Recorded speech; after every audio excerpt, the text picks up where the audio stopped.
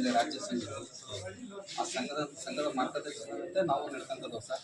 ನೀವು ನಮ್ಮ ಹೊಸ ಹುಡುಗರಿಗಾಗಲಿ ಹಳೆ ಹುಡುಗರಿಗಾಗಲಿ ಯಾರಿಗೆ ಯಾವುದೇ ರೀತಿ ಫೋನ್ ಮಾಡಿ ಕೆಲಸ ಮಾಡುವರಿ ನಿಮ್ಮ ಲೈಸೆನ್ಸ್ ರದ್ದಾಗತ್ತೆ ಅಥವಾ ನಿಮ್ಗೆ ಸಸ್ಪೆಂಡ್ ಮಾಡ್ತದವಿ, ನಮಗೆ ಮೇಲಾಧಿಕಾರಿಗಳು ಹೇಳಿದ್ದಾರೆ, ನಮಗೆ ಅಲ್ಲಿಂದ ಆದೇಶ ಬಂದೈತಿ ಇಲ್ಲಿಂದ ಆದೇಶ ಬಂದೈತಿ, ನಾವು ನಿಮಗೆ ದುಡ್ಡು ಜಾಸ್ತಿ ಮಾಡಿಸೋದವಿ, ಕಮಿಷನರ್ ಹೇಳಿದ್ದಾರೆ ಅಂತ ಹೇಳ್ತದಿರಿ. ಅದು ಯಾವ್ದಾರು ಒಂದು ಆದೇಶ ಕಾಪಿ ಇದ್ರೂ ಕೊಡ್ರಿ, ನಮಗೆ ಹುಡ್ರನ್ನ ಕಳಿಸ್ತೀವಿ ಸರ್. ಈಗ ನಮ್ಮನ್ನು ಬಿಡ್ರಿ, ನಮ್ಮ ನಳಬರ್ನ ಹೊಸ ಹುಡ್ರನ್ನ ಯಾರನ್ನಾರು ಕೇಳ್ರಿ, ಕೆಲಸ ಮಾಡ್ತೀರನ್ನಪ್ಪ ಅಂದ್ರೆ ಯಾರೂ ಇಲ್ಲ ಅಂತಾರೆ, ಯಾರು ಮಾಡಲ್ಲ ಅಂತ ಹೇಳ್ತಾರೆ ಹೊರತು ಮಾಡ್ತೀವಿ ಅಂತ ಯಾರು ಹೇಳಲ್ಲ ಸರ್. ದಯಮಾಡಿ ಯಾರಿಗೂ ಫೋನ್ ಮಾಡಬೇಡ್ರಿ. ನಮ್ಮ ಸಂಘ ಏನು ನಿರ್ಧಾರ ಮಾಡ್ತದ ಆ ಸಂಘದಂತ ನಾವು ನಡ್ಕೊಳ್ತೀವಿ. ಡಿ ಡಿ ಎಲ್ ಆರ್ ಮೇಡಮ್ಗೂ ಇದನ್ನೇ ಹೇಳಿದ್ದೀವಿ, ಮಾಡಲ್ಲ ಮೇಡಮ್ ಅವ್ರೆ, ಯಾವುದೇ ಕಾರಣಕ್ಕೂ ಮಾಡಲ್ಲ ಅಂತಂದು ಹೇಳಿದ್ದೀವಿ. ನಮಗೆ ಅಲ್ಲಿಂದ ಏನು ತೀರ್ಮಾನ ಆಗಿ ಬರ್ತದೋ ಅಲ್ಲಿವರೆಗೂ ನಾವು ಕೆಲಸ ಮಾಡಲ್ಲ ಸರ್. ದಯಮಾಡಿ ಇದೊಂದು ಇದನ್ನ ತಗೊಂಡು ಕಳಿಸ್ರಿ ಸರ್.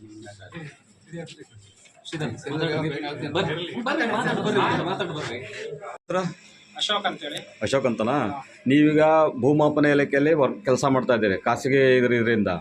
ನೀವು ಇವತ್ತು ADLR ಒಂದು ಮನವಿ ಕೊಟ್ರಿ, ಇದ್ರ ವಿಷಯ ಏನು ಅಂತ ಹೇಳ್ಬೇಕು ಸರ್. ಈಗ ನಾವು ಸುಮಾರು 2.5 ತಿಂಗಳಿಂದ ನಾವು ಒಂದು ಮುಷ್ಕರವನ್ನು ಹಮ್ಮಿಕೊಂಡಿದ್ದೀವಿ.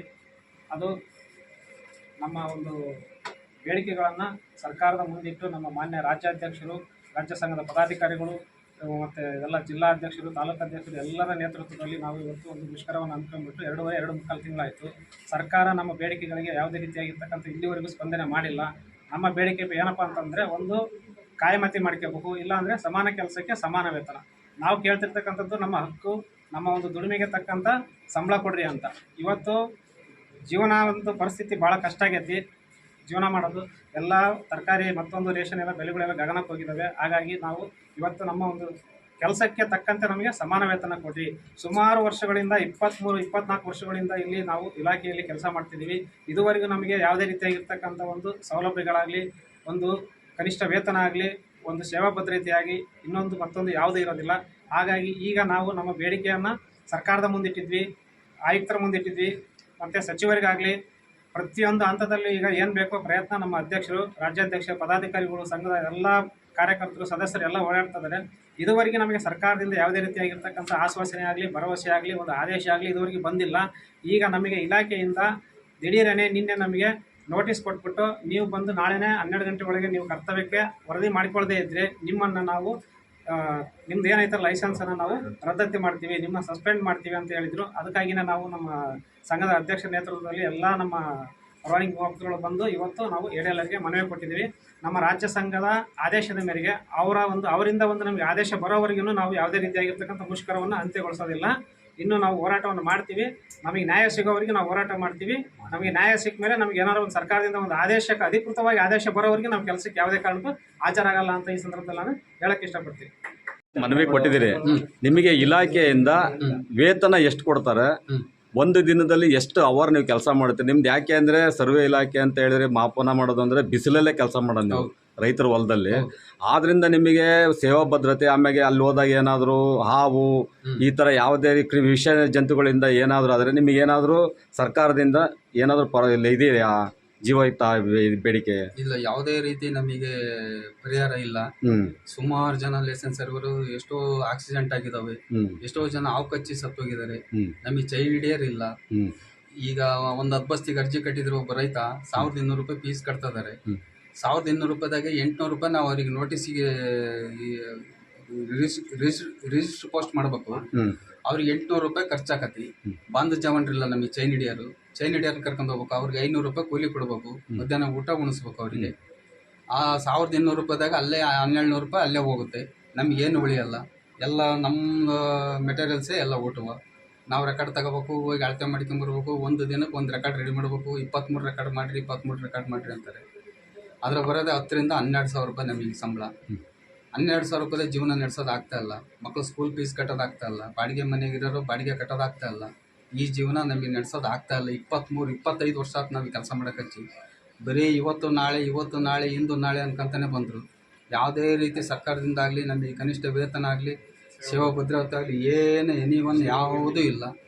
ಇವರು ಏನು ಕೆಲಸ ಹೇಳ್ತಾರೆ ದರಖಾಸ್ತು ಪೋಡಿ ಮಾಡಿದ್ವಿ, ಪೋಡಿ ಮುಕ್ತ ಆಂದೋಲನ ಮಾಡಿದ್ವಿ, ಸ್ವಾಮಿತ್ವ ಮಾಡಿದ್ವಿ, ಎನಿವನ್ ಚಾನಲ್ ಕೆಲಸ ಮಾಡಿದ್ವಿ, ಎಲ್ಲ ಕೆರೆ, ಸ್ಮಶಾನ, ಮಸೀದಿ ಎಲ್ಲ ಅವ್ರು ಏನು ಹೇಳಿದಾಗ ಎಲ್ಲ ಕೆಲಸ ಮಾಡಿದ್ದೀವಿ.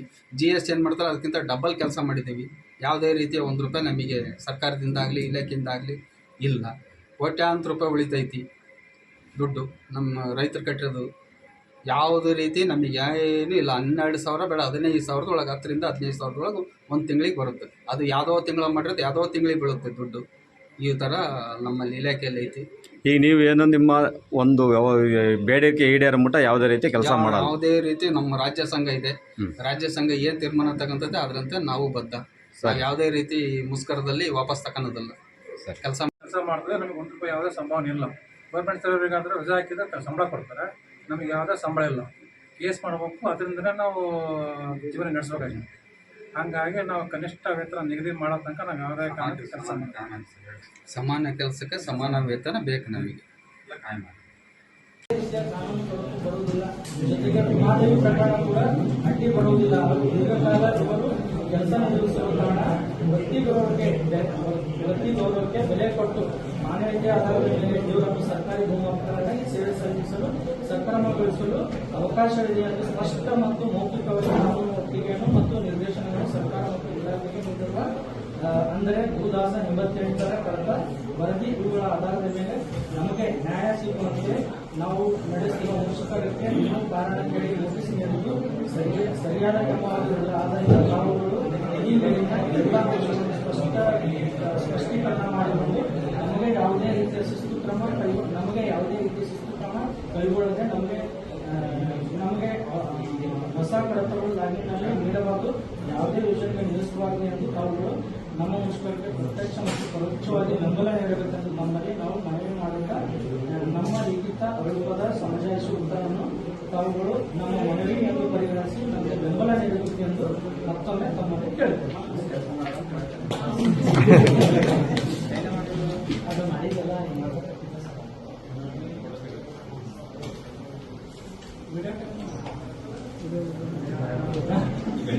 ಸರಿ